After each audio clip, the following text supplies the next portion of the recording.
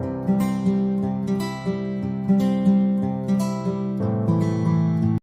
Friends, स्वागत है आपका मेरे YouTube चैनल दीप क्लासेस में, जिसमें हमारा आज का टॉपिक है दोपहर का भोजन, कहानी की भाषा शैली। हमारा आज का टॉपिक स्टार्ट करने से पहले अगर आप हमारे चैनल पर नए हैं या आपने अभी तक हमारे चैनल को सब्सक्राइब नहीं किया है तो इसे सब्सक्राइब कर लें, जिससे हमारे आने वाले वीडियो के सभी नोटिफिकेशंस आप तक पहुंच सके। चलिए अब हम अपना टॉपिक स्टार्ट करते हैं। भाषा भावाभिव्यक्ति का सशक्त साधन है, क्योंकि मानव जीव जगत के धरातल पर जो कुछ सोचता है और अनुभव करता है उसे भाषा के माध्यम से ही व्यक्त करता है। दोपहर का भोजन कहानी भी अमरकांत की उन्हीं संवेदनानुभूतियों पर आधारित है जो समाज में रहकर अनुभव हुई है। अमरकांत की भाषा शैली सहज, सरल और स्वाभाविक है, जिसके माध्यम से लेखक ने जटिल से जटिल समस्या को सरल बना दिया है। आम बोलचाल के शब्दों से परिपुष्ट दोपहर का भोजन कहानी की भाषा शैली को इस प्रकार से समझा जा सकता है। पहला है आम बोलचाल की सरल भाषा। दोपहर का भोजन कहानी में लेखक ने आम बोलचाल की सरल भाषा का प्रयोग किया है। ऐसा लगता है कि रचनाकार स्वयं चलकर उसी परिवेश में पहुंच गया है और भाषा का प्रयोग कर रहा है। जैसे पर वह आगे कुछ ना बोल सकी, जैसे उसके गले में कुछ अटक गया। कल प्रमोद ने रेवड़ी खाने की जिद पकड़ ली थी और उसके लिए 1.5 घंटे रोते रोते सोया था।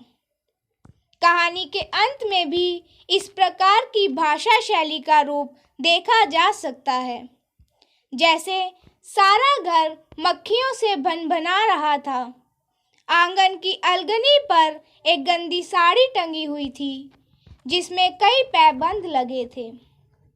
दूसरा है पात्रानुकूल भाषा का प्रयोग।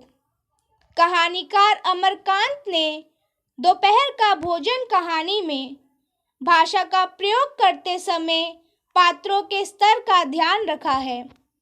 इसका सम्यक निरूपण सिद्धेश्वरी, मुंशी चंद्रिका प्रसाद, रामचंद्र और मोहन की भाषा में देखा जा सकता है।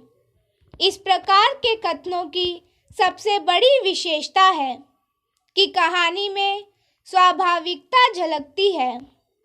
सिद्धेश्वरी मोहन से कहती है कि बड़का तुम्हारी बड़ी तारीफ कर रहा था, कह रहा था मोहन बड़ा दिमागी होगा, उसकी तबीयत 2400 घंटों पढ़ने में ही लगी रहती है।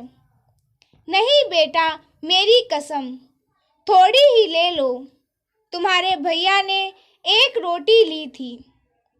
भाषा के प्रस्तुतिकरण में माँ के हृदय की वत्सलता एवं निश्चलता का भाव उजागर हुआ है। मोहन का यह कहना कि नहीं रे, बस अव्वल तो अब भूख नहीं, फिर रोटियां तूने ऐसी बनाई है खाई नहीं जाती, ना मालूम कैसी लग रही है, उसके मन की परेशानी और झुंझुलाहट की ओर संकेत करती है। तीसरा है उर्दू मिश्रित खड़ी बोली का प्रयोग। कहानी दोपहर का भोजन में अमरकांत ने उर्दू मिश्रित खड़ी बोली का प्रयोग किया है। कहानीकार द्वारा प्रयुक्त शब्द विधान सर्वथा कथ्य के अनुकूल हुआ है। कहीं भी ऐसा नहीं लगता कि उर्दू शब्द का प्रयोग बलात् किया जा रहा है, अपितु भाव व्यंजना की सटीकता ही व्यंजित हुई है। चौथा है देशज शब्दावली का प्रयोग। इस कहानी में कहानीकार ने कथ्य के परिवेश को ध्यान में रखते हुए ग्रामीण अंचल में प्रयुक्त देशज शब्दों का खुलकर प्रयोग किया है।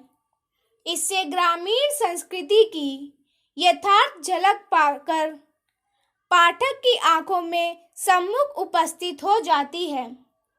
उदाहरण के लिए, उसने फुर्ती से एक लोटा पानी ओसारे की चौकी के पास नीचे रख दिया और चौके में जाकर खाने के स्थान को जल्दी जल्दी पानी से लीपने पोतने लगी। वहां पीढ़ा रखकर उसने सिर को दरवाजे की ओर घुमाया ही था कि रामचंद्र ने अंदर कदम रखा।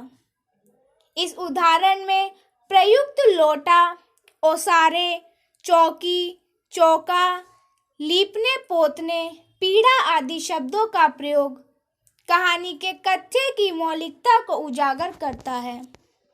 पांचवा है चित्रात्मक भाषा। कहानी की भाषा पाठक के सम्मुख चित्र उपस्थित करने में सक्षम है। कहानीकार जिस भी दृश्य या घटना का वर्णन करना चाहता है, उसे शब्दों के माध्यम से चित्रित करता जान पड़ता है। प्रमोद के कुपोषण का वर्णन हो या फिर घर में आर्थिक तंगी की दयनीयता का, या फिर बेकारी के कारण टूटते युवाओं के मन का, कहानीकार ने चित्र उपस्थित करने में पर्याप्त सफलता हासिल की है।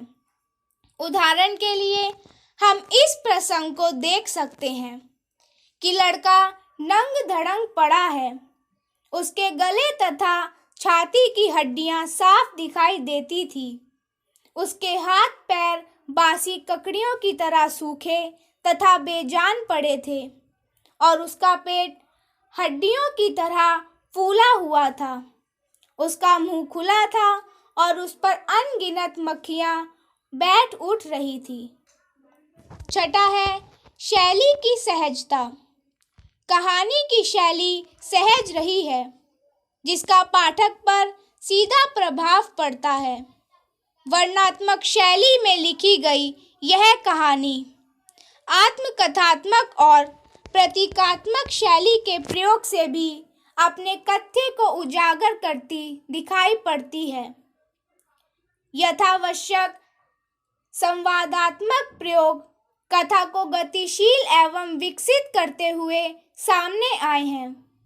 सिद्धेश्वरी की आत्मपरकता एवं संवादात्मकता कहानी को मार्मिक बनाने में सार्थक प्रयास मानी जा सकती है।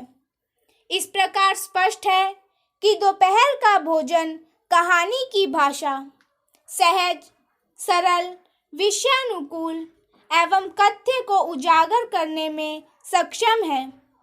कहीं भी ऐसा नहीं लगता कि कहानीकार ने भाषा के साथ बलात् प्रयास किया है। प्रत्येक वाक्य और शब्द समूह अपने अभीष्ट को उजागर करता दिखाई पड़ता है। लोकोक्ति मुहावरे ने भाषा को और भी सजीव बना दिया है।